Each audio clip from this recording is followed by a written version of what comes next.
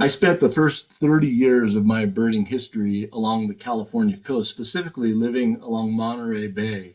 And it is a great place for loons. There are a lot of loons there. They're regular during much of the year, during the migration times and during the winter, and they're often to be seen in some numbers.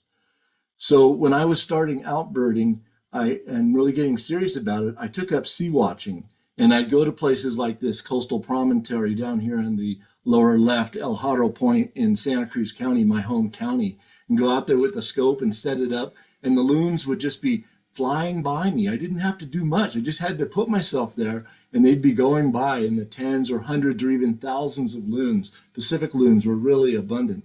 And so it was a great opportunity to study loons, both flying and then birds on the water below me on the pier or right behind the waves on the beach and things like that. So loons were a prominent and an important part of the coastal bird community there. But here in Colorado, things are a little bit different. So we don't have any oceans and we don't have any coastlines with productive marine waters that loons like, but we do get them.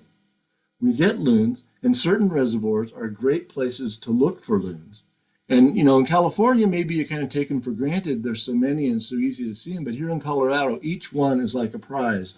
And this is the time of year to be concerned with looking at loons. And so our perspective, of course, is Colorado.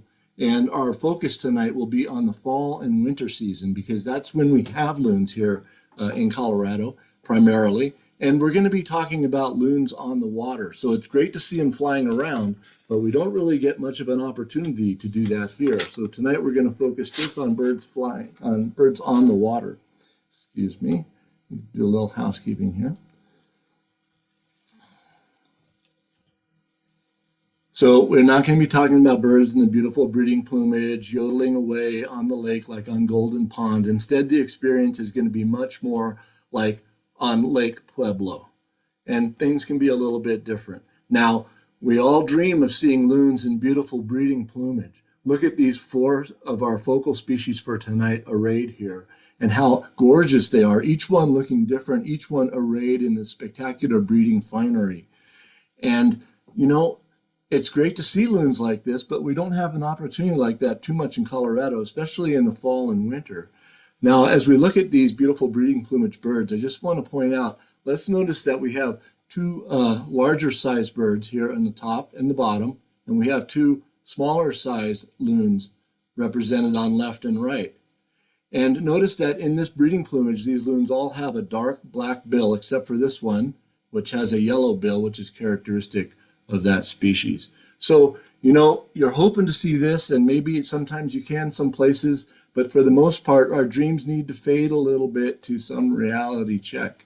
Because juvenile loons, immature loons, we could call them first winter loons. Tonight I'm mostly just going to say juvenile, meaning birds that were just born this past breeding season and aren't a year old yet. They're the most frequent loons in Colorado in the fall and winter. And you know what? They're not quite so showy as those other guys are. So here we have the same 4 species in juvenile individuals. And notice these guys are basically dark brown to dusky colored and whitish. And their bills are no longer black colored like in the breeding adults, but these young birds have grayish colored bills. And in fact, the non-breeding adults of the other species, except for the yellow-billed loon, also the bills become gray during the winter time.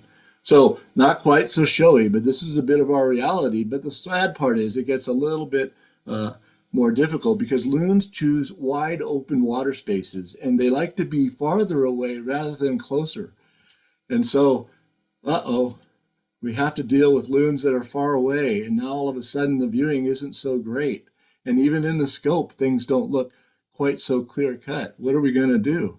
And out there on the water, on our reservoirs, there's more than just loons out there. And we won't worry too much about that, but we will take a little look right now at a few things that we need to be concerned about. Other species we see when we're looking for loons. If you have a good look at these birds, it's no problem. But when you're looking at things far away or in less than good lighting, it's good to know how to that you have these other things you want to deal with. So the western grebe, of course, is often where loons are, but they look very different with their upright long neck and their striking black and white plumage and their body postures and so forth. Can you see the loon in that top left picture there? Common loon out there with some western grebes, a little bigger and a different head shape. And double-crested cormorant is another species that's commonly seen where loons are. And they can actually be visually a little confusing because the young birds have these pale underparts, just like our loons do. But they have these orange bills, and they hold the bill up at a strong tilt, which, except for one of the loon species, is very different. And the common mergansers are often out there with the loons, but they're a little different in their coloration and with their contrasty white throat and their spiky hairdo. And these birds are often in flocks, which we don't see loons in flocks or any flocks like these very often. So a couple other birds to think about in the grebe group. Redneck grebe is sort of looks a lot like a loon, especially with a loon-like bill, but they have a different head shape and they're smaller. Here's a redneck grebe with some western grebes. It's just about the same size. The loons are bigger than the western grebe. And so the redneck grebe is not too much of a challenge, and it's a win-win if you get it wrong and you think it's a loon and you find out it's a redneck grebe. That's good news. That's not bad news. That redneck grebes are great. Then we have these small grebes that kind of have loon-like coloration patterns, but they're very little and have differently shaped bills and bodies and all of that. So we generally don't worry too much about the little horned and eared grebes. So tonight we're talking about the family Gaviidae, and it's in the order Gaviiformes. It's the only family in the order. And when I started birding, the loons were at the beginning of the bird book, followed by grebes and then tube noses. But now it's shifted around. You find them quite a ways back, and they're not even near the grebes. But the family Gaviidae has just one genus, Gavia. All the loons are in the genus Gavia. And then in some parts of the world, like in Great Britain, they're called divers. So there's just 5 species worldwide, and all 5 species have occurred in Colorado. So one of them, the common loon, is uncommon, and 3 of them are rare, but occur basically annually, or certainly so. The Pacific loon, red-throated loon, and the yellow-billed loon are rare, but predictable. And one is really rare. The Arctic loon's only been recorded twice in Colorado. So we have all 5 loon species. And hey, here's a quiz. We'll come back to it later. There are only 3 bird families in Colorado in which all of the members of the family have been recorded in Colorado. Loons are one of them, and there's 2 others. I wonder if you can figure them out. We've got some fun loon facts down there on the bottom, and we won't worry about those too much right now, except to point to the last one, that loons dive up to 75 meters deep and remain underwater for around a minute. And so when you're looking at loons, you have to be patient, and they move a lot underwater, so you got to be ready to track where they go and don't think they're going to come up in the same place. So here's our 5 focal species in the genus Gavia, and I've kind of grouped them into 2 bigger species, the common loon and the yellow-billed loon, and then 2 species that are pretty closely related that are kind of in the middle ground, the Arctic loon and the Pacific loon, and one that's a little more separate from the others in various features, and it kind of stands alone, the red-throated loon. And here's our 4 little codes, which I'll use just a little bit tonight. Oh, I had this fact about the red eyes in there, and I wanted to throw this picture in to show you that loons really do have red eyes. At least the adults do, and they're quite lovely, as on this red-throated loon in alternate plumage. So when you're out looking at loons, what do you want to look for? We can focus on overall size and the shape of the head and the bill shape, tilt and color, face and neck pattern, and what's going on with the flanks. Now, a lot of those are kind of straightforward. You just kind of learn what to look at. But I want to look in a little detail at the bill. So here on the lower left, we have an image of a adult. Notice the red eye, red-throated loon face and bill. And we can see some of the different parts here. So you can assess the bill's shape and size without worrying about the parts, but it's good to know what you're talking about. And as you read different things, you'll see references to things like the culmen, not so much a common term. And that refers to the top edge of the upper part of the bill, which is called the maxilla. The lower part of the bill is called the mandible. All right, so you have the maxilla and mandible, and the top edge is called the culmen. And there's a little angle down here on the lower edge, which is called the gonidial angle. All right, so fancy word there. The gonies is this little bend here, and the gonidial angle is what we call that. And so that's something we look at, particularly like in the yellow-billed loon up here on the upper left. Auricular spot, I'll just point out this, the shape of the head might be with a knob in the front, or it might be rounded. There might be a particularly sloped forehead. And often on the loons that we look at, there isn't anything exciting about the flanks, but when we might encounter a rare one, the Arctic loon, the pale flank is something that's going to be one of the field marks we're going to be considering. So things to be aware of, that the head shape of a loon changes when they're diving, actively feeding. Things can smooth out a little bit as they're very much more streamlined, getting ready to go underwater or just having come up. And the extent of white can change that they show underneath when they're preening and rolling their bodies around. It's also important to realize that there's a lot of variation in size, both between individuals and also between sexes. So you can see that out in the field, but for the most part, you can still sort them out according to that. So we always want to consider our framework. And that is getting us a lot of the way towards our identification and towards enjoying and appreciating loons. So our status and distribution, the what, when, where, and why of loon occurrence in Colorado. And here in these graphs, I'm considering the area from the northern border of the state, Larimer County, down to Pueblo County. And Pueblo County is a key location because it has Lake Pueblo, which is one of the most productive and consistent locations for loons in Colorado. So we can see in the bar chart here from eBird that the species mostly have a peak in the fall, one of them a little bit in the winter, and only one a little bit in the spring. And some of the species are very much absent or apparently rare during much of the year. So if we look at the chart on the right, we can see that loons peak. These are our four more frequent species without the Arctic loon shown, because it only has 2 records in the state. Loons peak in late fall, mid-October into late November is their peak time.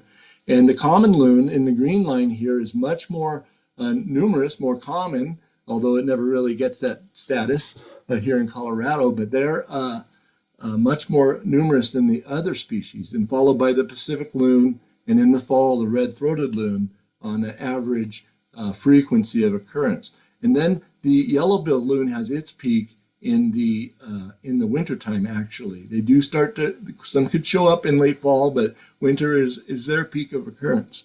The common loon is the only loon that has really a spring passage in Colorado. If you look at the graph here on the left side, it's showing common loon abundance over 5 different years. And it's interesting to notice that the patterns of abundance follow very closely from year to year. This year happened to be a much higher peak, but the timing was very much the same in all those years. So let's go to our first focal species, common loon, our default loon. That's because it's the one that we have the most likely chance of seeing in general. They're much more numerous than the others, and where the Pacific loon and red-throated loon might be only found in 1 or a few or a handful during the course of the season here in Colorado, people can still go see them, but the common loon does turn up quite a bit more. And this is our biggest loon. They have a heavy build, this big size, and they are usually as adults rather dark above. Some of our young birds are paler above. In fact, I think I forgot to mention when we were looking at our juvenile loons. Let's look at this one in the middle here. We know this is a young loon because of this nice scallopy pattern on the upper parts. The feathers are primarily, especially in the scapulars here, fringed with pale, and so it makes a nice patterned look. Over on the lower right, we have an adult loon, and its upper parts are very much more even in this case. It doesn't have that pattern at all. So one way you can age them is by that difference there. So common loons have a unique neck pattern. They have a partial neck band or collar that comes out, and above that, there's a little backward projecting white triangle. And the exact shapes here vary a little bit from individual to individual, and how prominent the band is varies a little bit from different birds and so on, different times of the season maybe, but that look for this pattern of a backward projecting angle over a band, and we see that played out on all these different individual birds in these pictures. Even in the flying bird, you can see it there, even though the perspective is a little different, and on all those as well. That's a key mark. Common loons have blocky heads with a prominent forehead bump. And one of the things that stands out with common loons, sometimes at a distance, is this pale eye ring, which is rather broad and kind of diffused. And it's broken, so it's not a complete ring. And Bill size and shape is one of the things you want to look at on loons. And with the common loon here, we see a very large, heavy bill. Our birds at this time of the year have either a bluish gray to a creamy colored bill, not truly ivory like a yellow-billed loon, but you have to be careful because reflected light can make the gray bill appear paler or whitish. So you might want to consider that sometimes when you're thinking, oh, is this a yellow-billed loon? As we look at the loon in flight here, we can see the big feet trailing out behind. The common loon has the biggest feet out of our 3 regular ones and 4 regular ones. And then here's one sticking out his foot, as you sometimes see when they're relaxing and preening and so on. Beautiful focal image here revealing these points, this forehead knob, the blocky head, the interesting neck pattern with the backward projecting pale area. What age is this bird? Yes, a juvenile, first winter bird with those pale fringes on the feathers. So here's some more common loons, and we can look again at these same patterns. Even when the lighting is kind of poor, you have to look closely. You can still see the neck bands here and the white part projecting in ahead. And even at a distance, here's a bird rearing up and showing a lot of white underneath. But if we were to zoom in here, we'd see these same things. And here on this bird with really poor lighting, same head pattern, and we can see this is a fairly bulky bird. So it even doesn't look too small compared to this big pelican, so you know that is a big bird. Here on this upper center bird is a bird that was at Chatfield that has some fishing line attached to it, probably with a hook or otherwise entangled. And so that's a reminder of the environment that common loons are in when they visit our reservoirs. These are places that we're using for fishing and other recreation, and sometimes with things in the environment that aren't so good for the loon. So Pacific loon, the graceful little divers. So we're taking a step down in size now to the Pacific loon. And this loon is a more medium-sized loon with a compact build. I think this upper left pictures really kind of capture the build of the bird pretty well. They're darker than the other loons generally.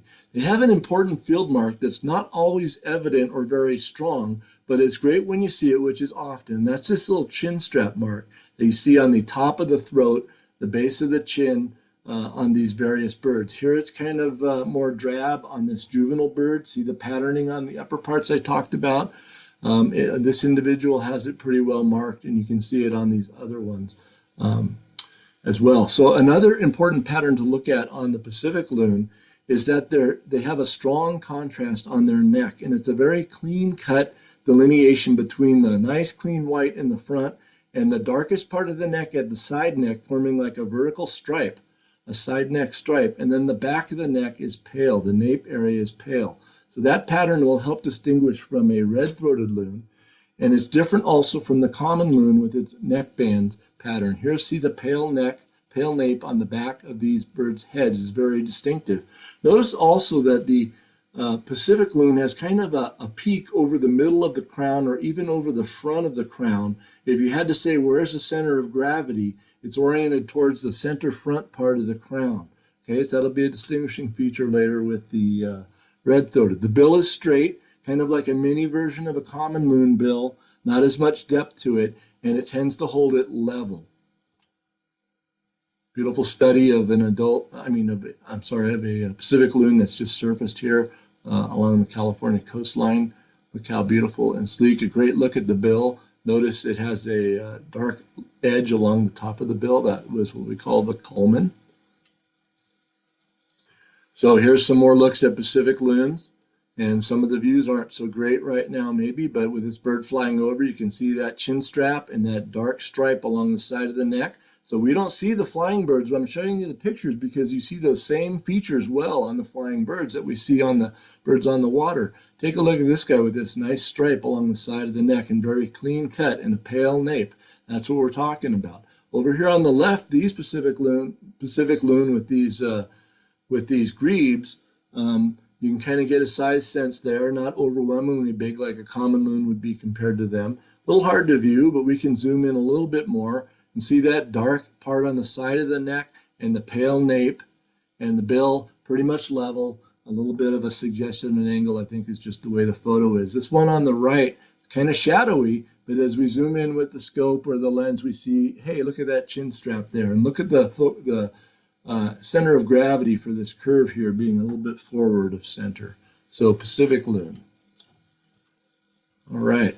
So the red-throated loon is the smallest and handsomest of the loons, said Irene Wheelock. And it is slimmer and smaller in size than the others and has a more pointed head. And its overall aspect, especially for the younger birds, is grayer and paler than the others. There's less neck contrast than on the Pacific loon. So here in the upper left, we have an immature bird, and we can see it doesn't have any of that dark neck stripe or the pale nape. Instead, the neck and the face area are basically white, and so it can present itself as a very white-necked, white-faced bird at a distance. Here's an adult, and it has a little darker coloration back here, but again, no stripe, no contrasting pale nape. Notice the nice sloped forehead of the red-throated loon, such that the center of gravity is actually towards the rear part of the crown, not over the front, giving it a distinctive look. And the bill is tilted upward usually. Sometimes that's more evident than at other times. Here's a bird kind of in a typical posture down here. So let's take a look at some other pictures. Here's one coming in, and notice that it doesn't have the same pattern of scalloping on this juvenile bird that we saw on the Pacific and common loon juveniles, but it does have some white spangling or speckling or white spotting, which is distinctive for the red-throated loon. Okay. Here's some other images looking for that up-angled bill and generally pale aspect, a nice blended look on the neck here in the top center. No stripe along the side, no contrasting pale nape. So the yellow-billed loon is a winter highlight. It's the rarest of the regular loons in Colorado and only occurs in the state in recent years, off the top of my head, like 1, 2 to 4 or 5 records maybe in a whole year. Some of them do stick around though for a while and can be real crowd pleasers, like one last winter at Pueblo Reservoir. Actually, I think there were 2. And all 3 other loon species were there at the same time. Pueblo Reservoir, the loon hotspot for the state often. And the yellow-billed loon can stick around when they do show up. Sometimes they'll be much briefer visits, but it's one that you can hope to see when somebody finds one. It's our biggest loon, and they are paler generally and more tan and sandy appearing than our other big loon, the common loon, which remember is rather dark. Notice the pale face and neck, and there's a different pattern. They don't have this white pale projecting triangle coming back. It's much more diffused. There's a diffused band, and there is on the face a postocular spot or auricular spot, is this little circular area back in here, which is actually a distinctive feature on the yellow-billed loon. It's a little bit subtle, but it's there when you have a good one. And their bill has a characteristic shape. It has this strong gonadial angle, and so it gives it an up-tilt look just like there, but they also will hold their bill up at an angle often. And when we see them at this time of year, it's kind of an ivory colored bill, rather pale, not really yellow, although again, lighting can make it appear a little more yellow. So the last loon, look at briefly here, but it's exciting, and I don't normally deal with the rare birds on bird bombs, but this is the Arctic loon, and since we're dealing with the other 4, let's put in this one. 2 records from the state. One was a breeding plumaged adult, the other was a juvenile, so both from the fall, and this recalls a common loon a little bit in head shape and bulk, as you can kind of see in this top center picture.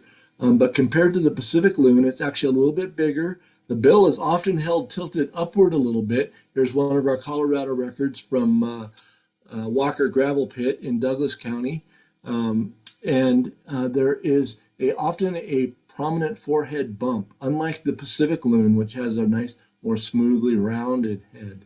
So you have a more blocky, angular head shape. And then one of the distinctive things is this white flank patch that shows up in the back. So here's a great comparison picture from out in California with the Arctic loon above and a Pacific loon down below. Look at the head shape. The bill here is being held pretty much level by the upper bird, but you can also appreciate the flank difference. Here's some illustrations. Won't spend much time with them right now, but just from Pyle's identification guide, comparing the bill size and shape and also looking at the way the flank patch happens. So the Pacific loon just has a lot more dark back here than the Arctic loon does. All right, so in quick review, we'll use the flying loons because they show these points pretty well. And then these ones are standing still for us instead of zooming by. We can look at the relative size and build of our three more regular species. Consider the head shape, the bill size and shape, and what the neck pattern has that's going on. So just looking at these, we see that banded and triangle pattern here on the common loon, big eye ring, bulky, blocky head, good size, Pacific loon, chin strap, sloped forehead, nice neck contrast. Red-throated loon, much paler, little neck contrast, very pale on the face, up-tilted bill. There we go. So let's take a quick look at some great places to look for loons in Colorado. Basically, you want big reservoirs that have deeper water. And these are some of the ones that I've named here and illustrated that are some of the better ones. DFO is going to be visiting a number of these, looking for loons this fall. I listed some trips. Go to the DFO birds.org and you can see all of our field trips that are listed. Other ones will come up and we have a good chance of seeing some loons. And so again, Lake Pueblo in the bottom left is a premier spot, and these other ones are really good as well. So now it's going to be quiz time, and we're going to start with these 4 loon bills. And I've modified this picture from the great Roger Torrey Peterson's Field Guide to Western Birds. And you see the loons are right up here in the front. I can't see the page number. I think it's page 8 or something. I even have an autograph on my copy. So take a look at these loon bills, and what do you think? So we see 2 are bigger, 2 are smaller, 2 have a pronounced gonadial angle, 2 are more evenly shaped. The bigger not only is the length, but especially the depth of the bill, the up and down. And so, of course, we have common loon with the big even bill, and Pacific loon matching it, but a step down in size. Red-throated loon with the up tilt and the gonadial angle there, and the big fat bill of the yellow-billed loon. So that's probably pretty easy. So here's another loon. Oh, he's a kind of messy looking one. This is a molting adult yellow-billed loon from August, taken out in California. So if we ever get an early one, that's what it might look like. But my questions here are about the bill. So where is the culmen? Okay, so take a look. And you make your decision, and it's right there along the upper edge of the upper part of the bill. All right, so which is the mandible? That's right, the mandible is the lower part of the bill. Now this is easy then, the maxilla. And then what about the gonadial angle? Right down there. And how do you pronounce it again? It's gonadial. So that's going to be a quiz at the end. Sorry, this is already the quiz. So here we have 2 loons. One's a little more in the shadow. One's out in a bit of sunlight here, maybe late afternoon. Beautiful viewing conditions like you get out there in California, but not here in Colorado. In close, and you get a good comparison between the 2. I see one's bigger. The neck pattern between the 2 is different. One has a more blocky head than the other, and the bill on one, the bigger one, is also bigger as well and deeper. And one, I see the patterns on the upper part a little different. So here's our answer. We have common loon on top, Pacific loon down below, and some reasons there, which I kind of already laid out. Notice especially the neck pattern. When in doubt, it's a great feature, and the head shape. And extra credit, what's the age? Well, from what we can see, we could say that the adult common loon and a juvenile Pacific loon by the upper part pattern, those pale fringes on the juvenile loon's upper parts. So here's another. We have 2 loons together, a couple slightly different views. What do we see? Blocky head, neck band, back projecting pale area on the neck above the band. One's a lot bigger than the other though, and his bill's bigger. But these are 2 common loons. You got the knob on the forehead and the neck pattern showing up. The size, I think, is related to just some of that variation. Now, the males can be larger than females, and some males are bigger than other males. You can put that all together, and you can get some marked differences that can throw you, because the yellow-billed loon is a little bigger than the common loon. And at a distance, you see these birds together, and you might wonder. But there are other things that are different as we look at the details of the neck pattern, for example.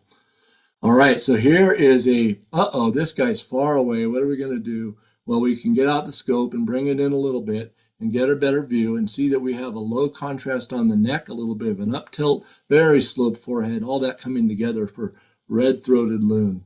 So note that overall pale appearance and those other features I mentioned. Now we're already with the scope view, and it still kind of sucks, but this is reality for loons.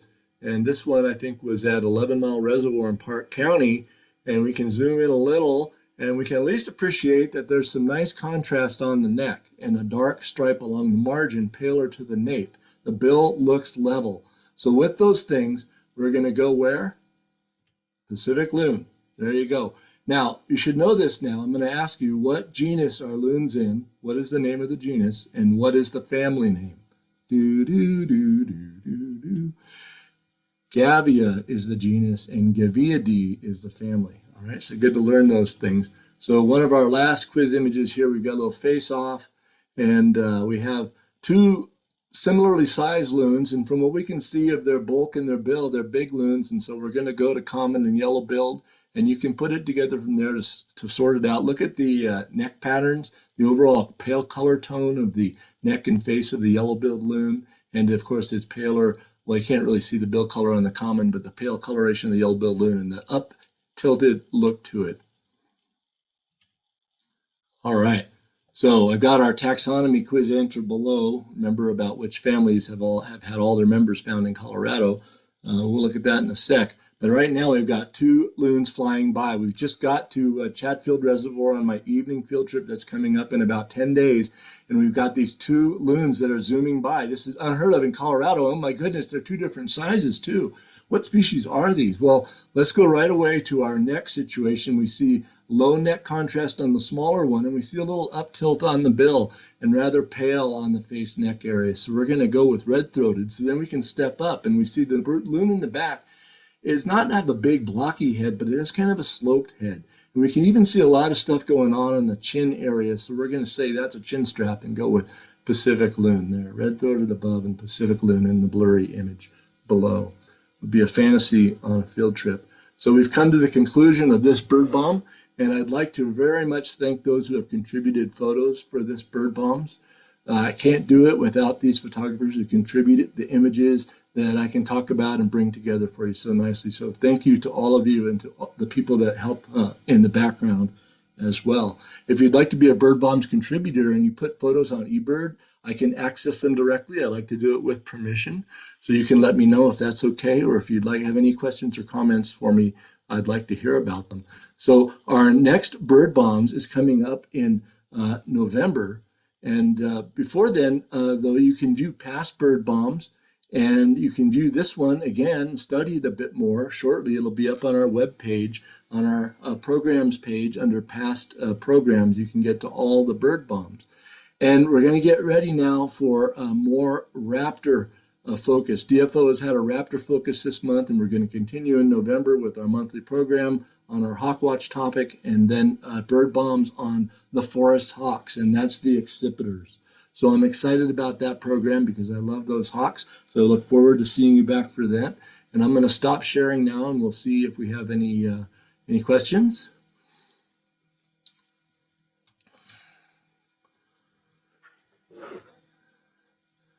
Hey, Laura. Hey, sorry about that. Cool. So I had a question for you. So I know that, we talked about a few places being great loon spots in general, and like Pueblo Reservoir being really great. Have you ever noticed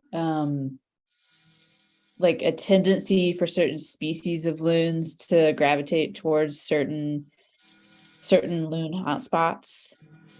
Like I know, like I feel like I've seen like yellow-billed loons or Pacific loons at Chatfield before, but is that like the place to go see them? Or have you ever? I think over time, any of them can turn up any of the spots that have the habitat they like, which is big water with fish and some depth to it.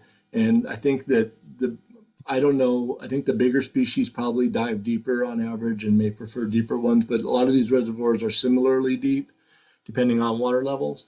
Mm-hmm. And so I think you can get them anywhere. I think the places where they do turn up are places that are just attractive to loons, and they're in the pathway. I don't know what it is. The loons know, and I don't. But one thing is that's kind of neat is that I pointed out the peak of loons in the fall, and then they're present into winter a little bit, and then it trickles off through the season, and that's because the reservoirs, a lot of them freeze up, and the loons can't be there anymore and have to leave. Pueblo stays open all year in normal times, as an example of a resource that's available all year round. So that's one of the reasons why it's so great.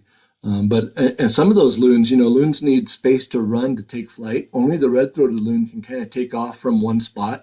The others have to go over the water, pattering for quite a while. And when the ice forms and the hole gets smaller, they don't have enough water to take off. And there's occurrences of loons, cool ones like yellow-billed loon being trapped in the ice hole at Chatfield and eventually getting frozen. So it's rough out there. Cool. Do you have, when you go out in the fall and winter looking for loons at these big bodies of water, it's usually cold and windy, and I don't know, every time I seem to go looking, the water's choppy. Do you have any tips for finding the loons out on the water? Yeah, good question. It's really good that you have to have a scope, okay? Number one, you can do with binoculars some parts, especially if you're looking for something you know is there, but it's not going to be so satisfying. So go with somebody that has one or bring one. And if you have more than your own eyes, it really helps when you're scanning large areas, because loons, when they're feeding, are underwater a lot. And you can look through an area and it's underwater, but somebody else is looking at a different moment and they'll see it. So that's helpful. It's also really important when you can to choose your lighting. Try not to get stuck with backlighting. It makes life much more difficult. And you can look at the weather, but it's often true that the best time of day to be out is in the early part of the day for winds. And so you want to get rid of the chop and the lighting. You have a little bit of control there to play with. Otherwise, scope and more eyes, the merrier.